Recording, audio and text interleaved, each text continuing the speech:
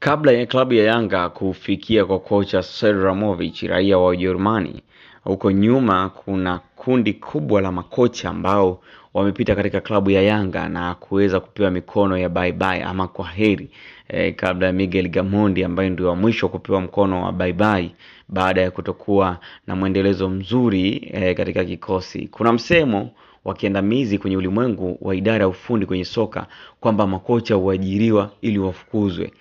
They are hired to fired. Huu ni msemo maarufu duniani kote kwa sababu matokeo yanapoenda vibaya tu mtu wa kwanza kutupiwa lawama huwa ni kocha, na kinachofuata baada ya lawama ni kutupiwa virago. Lakini kwa Tanzania kufukuza makocha hakutokani tu na matokeo mabaya bali ni fashion. Ijumaa ya Novemba 15, Yanga ilitangaza kumtimua kocha wake Miguel Gamondi, Angel Master Gamondi. Ukiangalia rekodi za kocha huyo raia wa Argentina tangu aichukue Yanga, huwezi kuamini kwamba amefukuzwa kwa sababu ya matokeo bali ni fashion. Kwa takriban miaka 5 iliyopita, klabu ya Yanga ilikuwa na utulivu kidogo katika hii fashion ya kufukuza makocha, tofauti na wakubwa wenzake Simba na Azam. Tangu wafukuzwe Zlatko Kropovic kutoka Serbia mwaka 2021 na nafasi yake kuchukuliwa na Nasreddine Nabi, Yanga haikufukuza kocha hadi walipomtimua Miguel Gamondi. Kwa watu waliozoea fukuza hiki kilikuwa kipindi cha mateso makubwa. Kwa hiyo ni lazima wakubwa walimisi kutimua mtu kiangukia kwa Gamondi. Raia huyo wa Argentina anakuwa kocha wa 13 kutimuliwa na Yanga tangu mwaka 2012 na kuifanya klabu hiyo imetimua makocha wengi kuliko mataji ambayo imepata katika kipindi hicho. Ukurasa huu ama channel hii inakuletea makocha wote 13 waliotimuliwa na Yanga tangu 2010. Kostad Papić 2010, raia huyu wa Serbia, alijiunga na Yanga mwaka 2008 akichukua mikoba ya Dusan Kondic. Alijiuzulu 2011 akipinga kitendo cha uongozi wa Yanga chini ya mwenyekiti Imani Mahwigila Madega kumteua Frederick Felix Minziro kuwa kocha msaidizi bila yeye kushirikishwa. Sam Timbe 2011, raia wa Uganda, alijiunga na Yanga 2011 kuchukua nafasi ya Papić na akaiwezesha kushinda ubingwa wa ligi kuu na kombe la Kagame mara zote kwa kuipiku Simba. Kwa mataji hayo mawili, Timbe alibatizwa jina la kocha wa mataji, lakini alifukuzwa miezi 8 baadaye kufuatia matokeo mabaya. Kostad Papić. Kuondoka kwa Timbe kukamrejesha Papić Jangwani kuendelea kukinoa kikosi cha wananchi. Hata hivyo, ukazuka mgogoro mkubwa wa kiuongozi ulioanza kwa kujiuzulu kwa makamu wake Davis Mosha, makamu mwenyekiti Davis Mosha. Kilele cha mgogoro huo ni kichapo cha magoli 5-0 kutoka kwa Simba, na mwisho wa msimu Yanga ilishika nafasi ya 3. Papić akafukuzwa.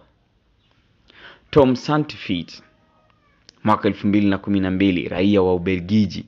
Kuondoka kwa Papić kukatoa nafasi kwa Tom Saintfiet aliyefahamika zaidi kama Mtakatifu Tom.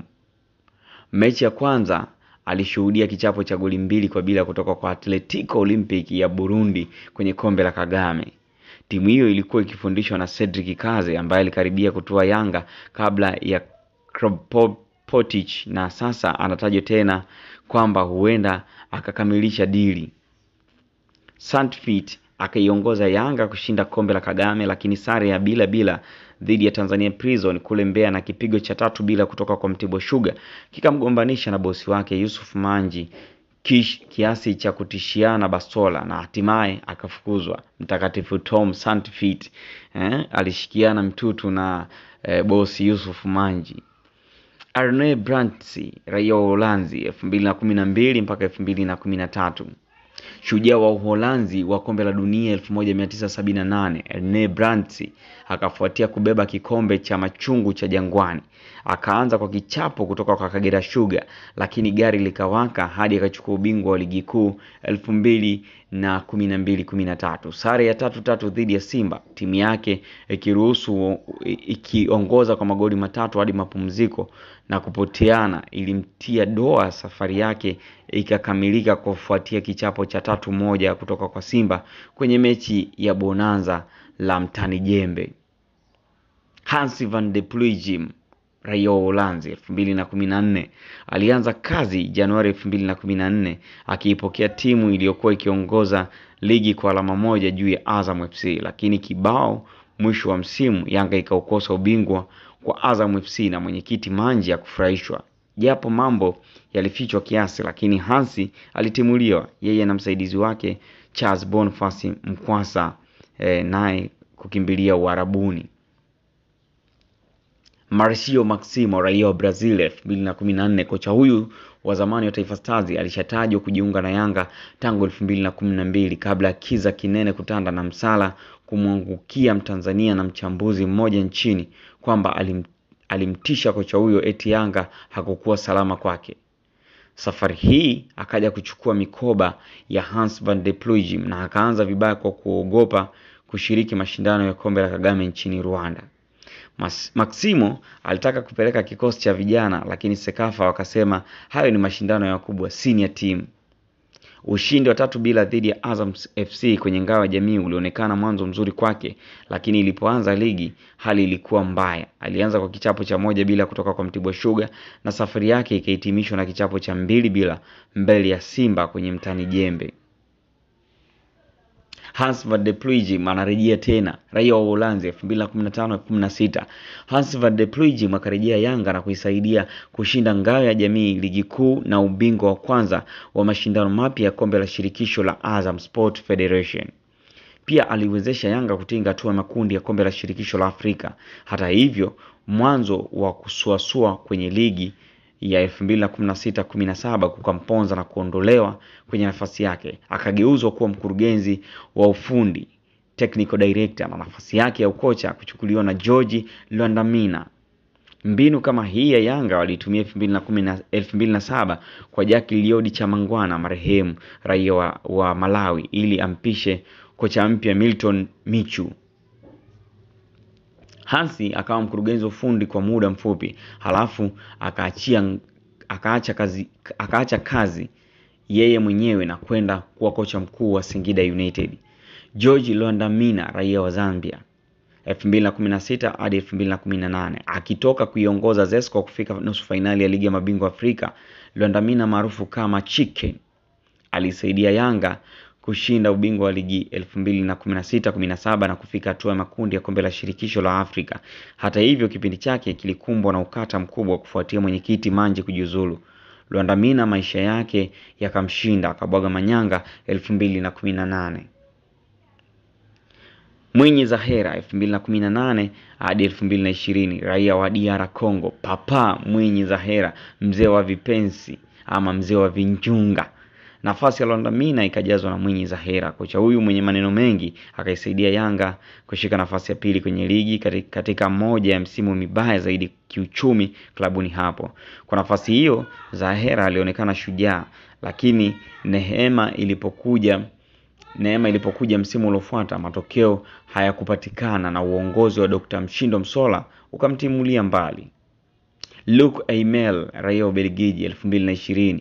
Luc Aymel alianza kwa kichapo cha goli 3-0 nyumbani kutoka kwa Kagera Sugar. Kichapo cha 4-1 kutoka kwa Azam kwenye nusu finali ya kombe la shirikisho la Azam Sport Federation, na matokeo ya kusuasua kwenye mechi za mwisho za msimu vilimtia mihemko uliomsababishia kutoa kauli zilizotafsiriwa kuwa ni za kibaguzi. Akaliwa kichwa na uongozi wa Yanga, akatimka klabuni hapo. Zlatko Kropovic 2020 raia wa Serbia. Ndipo akatajwa Zlatko Kropovic kuliongoza benchi la ufundi la Yanga kuelekea kuanza kwa msimu mpya wa VPL. Ujio wake wa kuchelewa ulisababisha timu kuanza kwa sare ya 1-1 nyumbani dhidi ya Tanzania Prison kabla ya ushindi mfululizo hadi anafukuzwa. Sababu za kufukuzwa kwake ni aina mbaya ya mpira ambayo Yanga ilikuwa inacheza chini yake licha ya kupata matokeo. Nasreddine Nabi Al-Nabi. Huyu alikuja Cedric Kaze kabla ya Nasreddine Nabi. Raia wa Burundi Cedric Kaze alikuja kuchukua nafasi ya Kropovic na yeye akaiongoza klabu ya Yanga kupata matokeo, lakini matokeo ya kufungwa 2-1 na Coastal Union pale Mkokwani Tanga yalimtia doa. lakini safari yake ilihitimishwa na Polisi Tanzania pale Arusha, ambapo walipata sare ya goli 1-1, ndipo Yanga wakamfungashia virago. Akapewa timu kocha wa muda Juma Mwambusi, ambaye aliongoza timu hadi pale timu ilipopata kocha mwingine ambaye si mwingine bali ni Nasreddine Nabi, raia wa Tunisia, ambaye alikuja kuiongoza Yanga kuweza kupata mataji kadha wa kadha kabla ya yeye naye kuomba kuondoka klabuni hapo. Kocha wa mwisho kutimuliwa na klabu ya Yanga ni Miguel Gamondi 2024, raia wa Argentina. Alijiunga na Yanga mwaka 2023 akirithi mikoba ya Nabi aliondoka mwenyewe baada ya kupata mafanikio makubwa ndani ya klabu ya Yanga. Gamondi tayari ana heshima kubwa sana akiwa na Yanga baada ya kutoa makombe makubwa msimu uliopita, ikiwemo ligi kuu bara pamoja na CRDB Federation Cup, kombe la shirikisho. Amefukuzwa mwaka 2024 kwa sababu mbalimbali, vikiwemo vichapo viwili dhidi ya Azam FC na Tabora United. Lakini ikumbukwe Gamondi ameiachia Yanga rekodi baada ya kuwafunga watani wao Simba Sports Club Novemba 5 magoli 5-1. Novemba 5, 2023 ilikuwa ni dhahama mtaa wa Msimbazi baada ya kufungwa magoli 5-1, lakini pia aliweza kuweka rekodi ya klabu ya Yanga kuingia katika robo finali ya michuano ya ligi ya mabingwa kwa mara ya kwanza ndani ya miaka 25 baada ya kuifunga CR Belouizdad ya pale Algeria magoli 4-0 katika uwanja wa Benjamin Mkapa. Gamondi anaondoka kwa staili hiyo, lakini makala hii nimeweza kusomea mimi Elrinho Urono ndani ya Rinho Update. Usisahau kusubscribe katika YouTube channel yetu Rinho Update TV kwa habari nyinginezo za kimichezo. Updates hapa ndo kwake.